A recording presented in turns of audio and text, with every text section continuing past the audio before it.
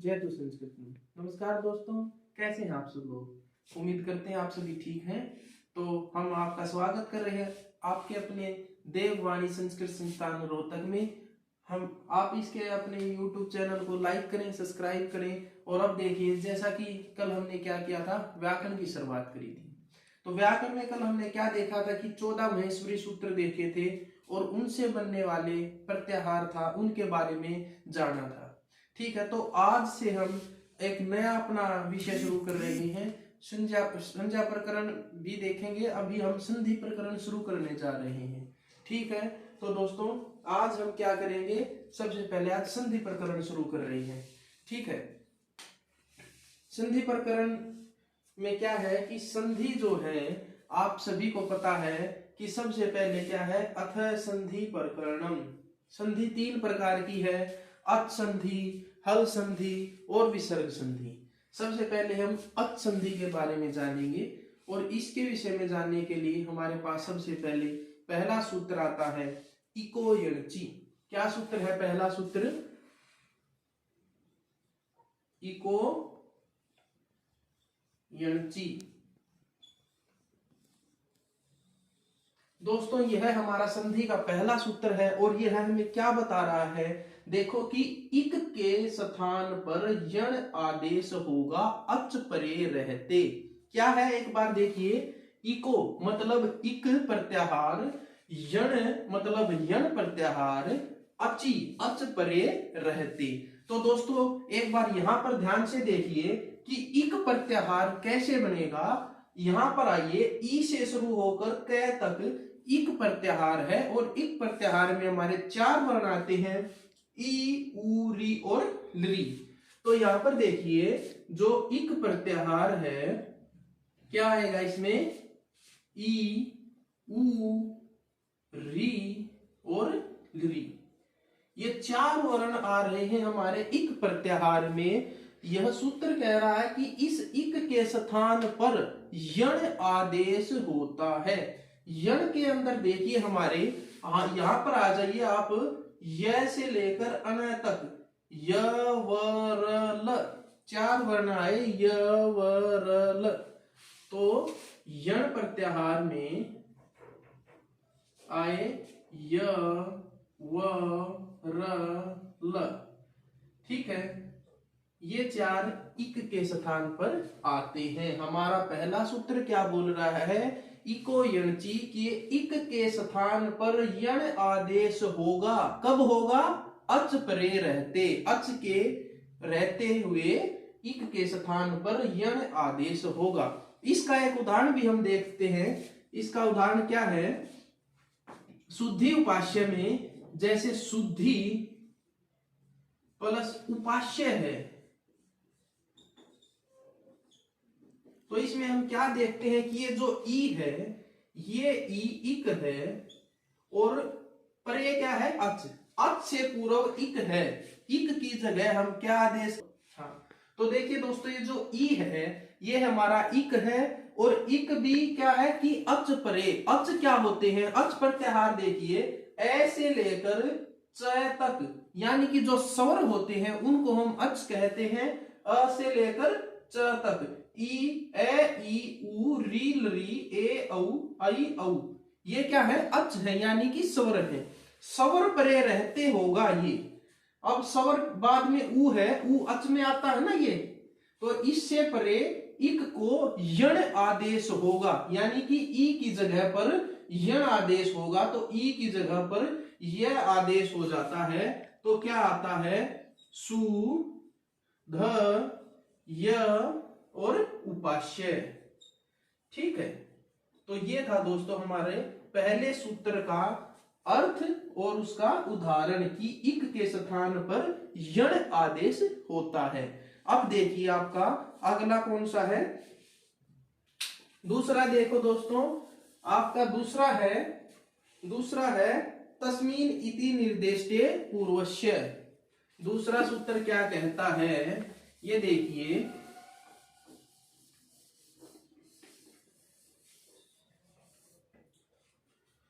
आपका दूसरा सूत्र कहता है तस्मीन इति निर्दिष्ट पूर्व है। यह क्या कहता है कि जो इस सूत्र में देख लीजिए जैसे कि जो अचि है, अच से पूर्व में किसका प्रयोग होगा? इक का। इक की जगह यण का जो प्रयोग होना है वो होगा अच से परे, अच से पूर्व में होगा। यह हमें हमारा दूसरा सूत्र बता रहा है, तस्मीन इति निर्दिष्टे पूर्व है, कि सप्तम्यांत अंत जो अचि है उससे पूर्व में प्रयोग होगा किसका? तो दूसरा जो सूत्र है हमारा, दूसरा लिखते हैं। दूसरा क्या है? तस्मीन इति निर्दिष्टे पूर्वस्य। तो क्या है, इसको हम लिखेंगे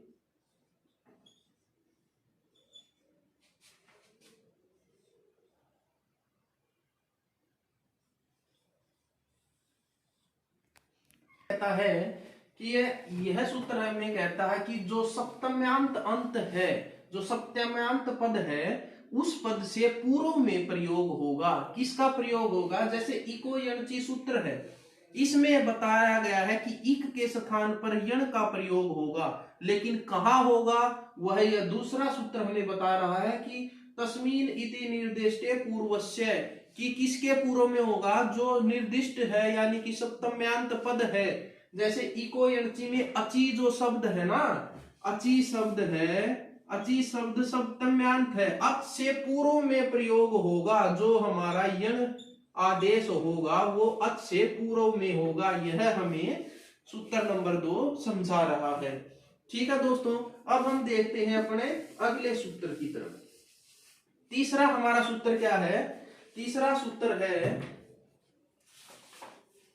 सूत्र है स्थाने अंतरतमः। क्या सूत्र है तीसरा? तीसरा सूत्र है स्थाने अंतरतमः। स्थाने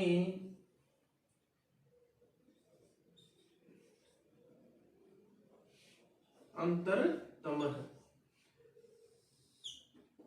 यह सूत्र हमें क्या कहता है? प्रसंगे सति सदृश्यतम आदेशः स्यात्। कैसा आदेश होगा? सदृशम। सदृशम कैसे? मतलब जिन शब्दों, जिन वर्णों का उच्चारण स्थान एक जैसा है वो उसके सदृश्य वर्णों की जगह पर आदेश होगा। कैसे आदेश होगा ये देखिए एक बार ध्यान से, कि जैसे हमने देखा इक के स्थान पर यण आदेश करना है, तो इक में हमारे ई, उ, री, री है, ये है। अब यण में क्या है? य, व, र, ल। तो ये क्या है कि स्थानीय अंतरतम है, हमें बता रहा है कि जिसका उच्चारण स्थान एक जैसा है, उच्चारण स्थान एक जैसा। ठीक है, जैसे कि लरी और ल, इनका क्या दंत है, दंत उच्चारण स्थान है इनका। ईचु ईशानाम तालु, ई का और य का क्या है? उच्चारण स्थान तालु है। तो जिनका उच्चारण स्थान एक जैसा है वही उसकी जगह पर आदेश होंगे। तो यहां पर देखिए, जैसे शुद्धि उपास्य हमने उदाहरण दिया था, उदाहरण में देखिए जैसे शुद्धि उपास्य है, तो इसमें क्या है? ई की जगह पर जो आएगा हमारा यण वो यह आएगा। यह क्यों आएगा? क्योंकि ई का उच्चारण स्थान और यह का उच्चारण स्थान एक जैसा है। तो यहां पर क्या आएगा? यह आएगा सु, ध और यह। ठीक है, उपास्य। ठीक है, यहां पर यह क्यों आया ये आपको समझ में आना चाहिए, क्योंकि यह का उच्चारण स्थान और ई का उच्चारण स्थान एक जैसा है। यही हमें हमारा सूत्र नंबर 3 कह रहा है, स्थाने अंतरतमः। ठीक है, तो अब देखिए आगे आपका अगला जो सूत्र है वो कौन सा है?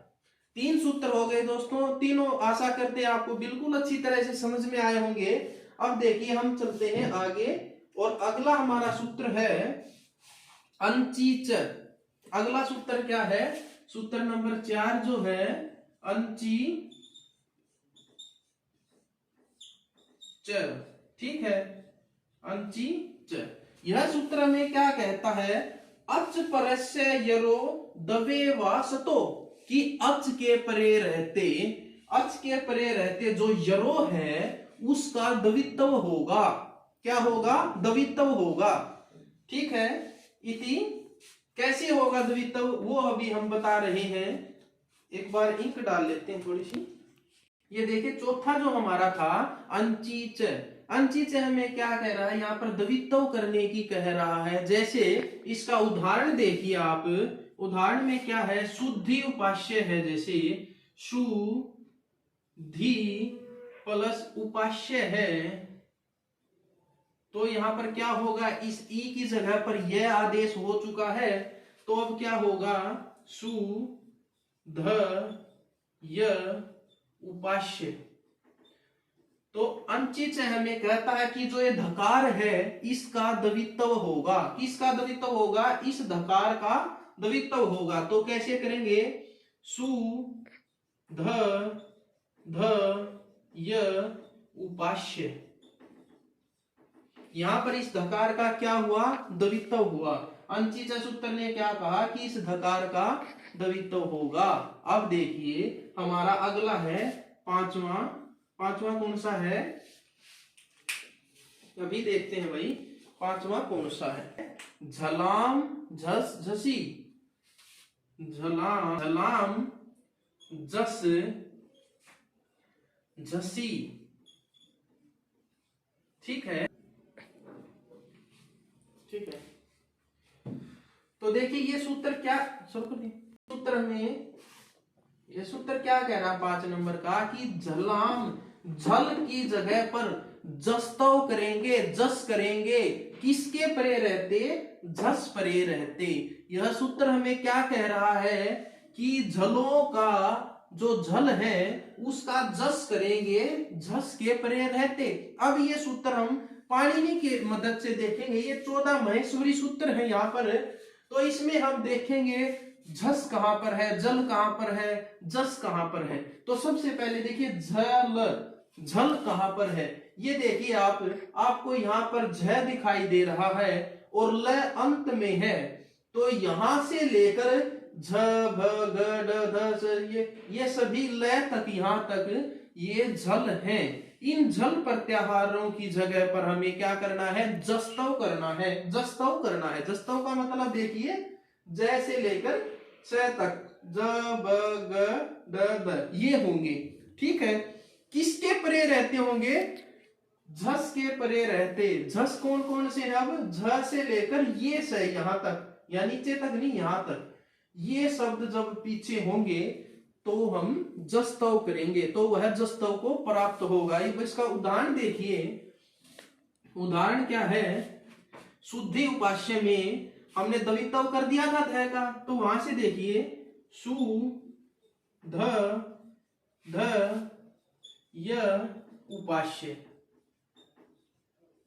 ठीक है, इसमें क्या कहा कि जो ये ध है, ये ध किस में है, ये ध झल है। ठीक है, ये ध क्या है, झल है। इसका हमें करना है, जस करना है। जस कब होगा, जब झस परे हो। ये जो ध है ये देखिए झस के अंदर आता है, ये देखिए ये है ध, ये झ और स, झस के अंदर आता है, झस परे रहे। तो अब इसमें क्या है कि इस ध की जगह पर क्या होगा, जस्तव प्राप्त होगा। जस्तव यानी कि ध की जगह जस्तव में क्या होगा, ध की जगह पर क्या आ जाएगा, जस, यानी कि द आ जाएगा। तो इस ध की जगह पर हम क्या लेकर आएंगे, सु द ध य उपास्य। ठीक है, अब आपको समझ में आया कि इस ध का क्या होगा, जस्तव हो गया। यानी कि यहां से मेन समझने की बात यह है, आपको पता चलना चाहिए कि झल क्या है, जस क्या है और झस क्या है। ये सभी प्रत्याहार आपको यहां से समझ में आ गए होंगे। ये सूत्र में कहता है कि जस परे रहते, झल की जगह पर जस हो जाएगा, यानी कि झल का जस्तव होगा। तो यहाँ पर ध का क्या हो गया, द हो गया। ठीक है, अब देखिए हमारा अगला सूत्र क्या है, अगला सूत्र है संयोगांतस्य लोपः। ठीक है, इसको हम यहीं रहने देते हैं, एक सूत्र और हम यहां पर लिख लेते हैं, चलो कोई नहीं, यहीं पर लिख देते हैं। संयोगांतस्य लोपः क्या है हमारा, संयोग के अंत में लोप होगा।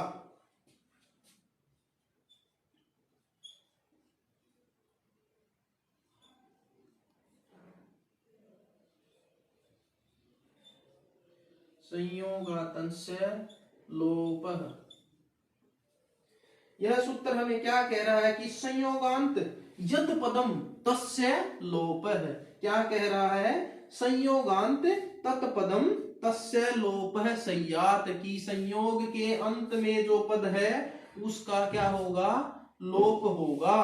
ठीक है, अब इससे आगे देखिए अगला सूत्र क्या है? 7वां सूत्र है अलो अंतस्य। क्या है? अलो अंतस्य।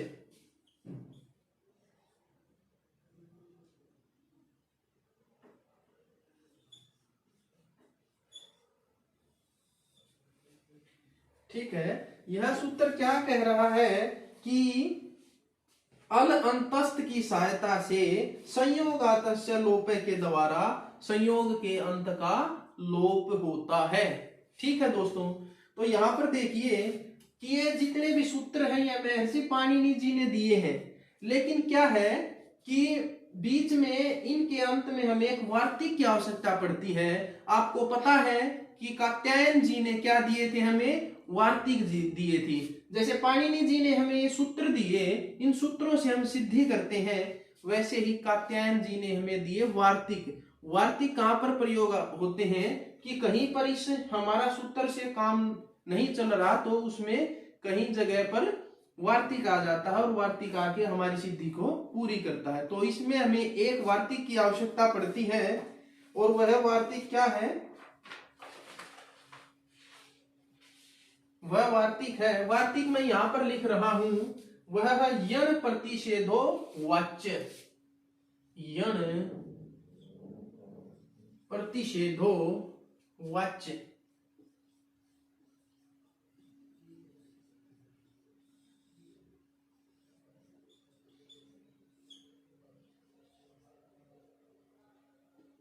यह हमें क्या कह रहा है कि जो यहाँ पर संयोग से के अंतिम यकार का लोप हो रहा है, यह यण प्रतिषेध करेगा। यह क्या करेगा? उस जो यहाँ पर अंत में लोप हो रहा है वह आएगा और कहेगा यहाँ पर लोप मत करो इस अंतिम यकार का। तो दोस्तों इन सूत्रों की मदद से अब हम क्या करने जा रहे हैं? अब हम करेंगे इनकी सिद्धि करेंगे। पहली संधि में हमारे पास आता है शुद्धि उपास्य। ठीक है, अभी हम उसको सिद्ध करके दिखाने जा रहे हैं, तो अब आप यहां पर देखिए कि वो कैसे होंगे। ठीक है, 1 मिनट के लिए हम इनको साफ कर दें। ठीक है दोस्तों, इन सूत्रों की मदद से अब हम पहले हमारी करने जा रहे हैं, क्या है? सुदध उपास्य। सुदध उपास्य। ठीक है, हमें यह क्या करना है? यह सिद्धि करनी है कि यह कैसे हुई, यह हमें सिद्ध कर रहे हैं। तो अब ध्यान से देखिए हम इसको कैसे करते हैं। सबसे पहले देखिए हमने लिखा सुधि उपास्य। ठीक है, अब हमें पता है कि इसमें इस इक की जगह पर यह आदेश होगा। हमारा पहला सूत्र हमारे काम आएगा इको यणची। इको यणची कह रहा है कि इक के स्थान पर यण आदेश होगा। ठीक है, कहां होगा? तस्मीन इति निर्दिष्टे पूर्वस्य से पूर्व में निर्दिष्ट होगा। और स्थाने अंतरतम है क्या कहेगा कि जिनका उच्चारण स्थान एक जैसा है उसकी जगह पर वही आएगा। तो ई की जगह पर क्या आएगा? य, क्योंकि ई का और य का उच्चारण स्थान एक है। ये तीनों सूत्र एक साथ आप लगा के यहां पर दिखा सकते हैं। तो क्या होगा? ये का यहां पर आदेश करेंगे हम और उपास्य। ठीक है, यहां तक हमारी सिद्धि पूरी हुई। अब इसके बाद हमें अगला काम क्या करना है कि अगला सूत्र आएगा अंचिच। अंचिच हमें क्या कहेगा कि यहां पर जो ये धकार है इस धकार का द्वित्व करना है, यानी कि इस ध का क्या करेंगे? द्वित्व करेंगे। तो देखिए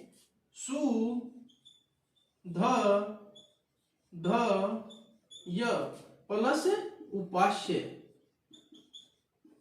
ठीक है, यहां पर इस ध का क्या हुआ? द्वित्व हुआ। अंचिच सूत्र की मदद से द्वित्व हुआ। अब देखिए अगला सूत्र है झलाम झस झसी। झल की जगह पर जस्तव होगा, जस्तव होगा, झस परे रहते। तो ये देखिए कि यहाँ पर इस ध के बाद में जो ये ध है, ध किस में आता है, झस में आता है। करेंगे जस्तव, करेंगे जस्तव कैसे, सु द ध य उपास्य। ठीक है, यहां पर हमने जलाम जस जसी से क्या किया, ध का दय किया, जस्तव प्राप्त हुआ।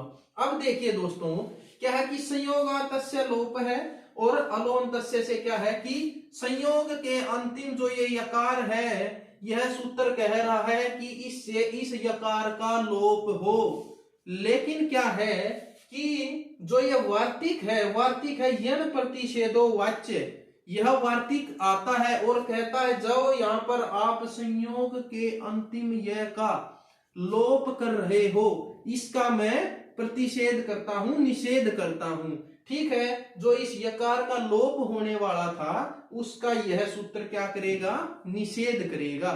और इस तरह से इसका निषेध करने के बाद इनका संयोग करने से हमें क्या मिल गया, अब इनको संयोग करो आप, तो सु द हलंत ध्यु उपास्य। ठीक है, जो हमें चाहिए था हमें वो प्राप्त हो गया है, हमने यही सिद्ध करना था। अब इसमें एक चीज और रहती है वो देखिए कि जो सूत्र नंबर 4 है अंचिच, अंचिच हमने बताया था कि द्वित्व करता है, लेकिन क्या है कि ये जो द्वित्व करता है वह विकल्प से द्वित्व करता है। कैसे करता है, विकल्प से, कि एक बार ये द्वित्व करेगा और एक बार नहीं भी करेगा।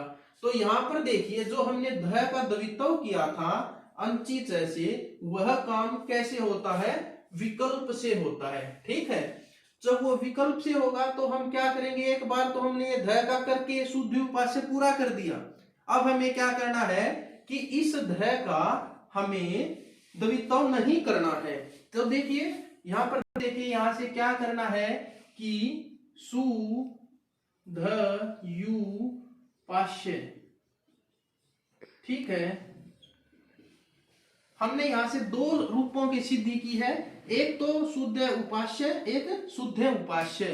ठीक है, इसमें क्या है कि इसमें द जो आया है द्वित्व होने के बाद, मतलब अंचिच जो सूत्र है वो द्वित्व करता है विकल्प से। जब वो द्वित्व करेगा तो ये सारे सूत्र लगा के हमें ये इसकी प्राप्ति होगी। लेकिन जब हम उससे दकार का द्वित्व नहीं करेंगे तो हमारे पास यह रूप बन के सिद्ध होता है। ठीक है दोस्तों, आज हमने आपको अच संधि का पहला करवा दिया है, तो हम फिर मिलते हैं अपनी अगली वीडियो के साथ।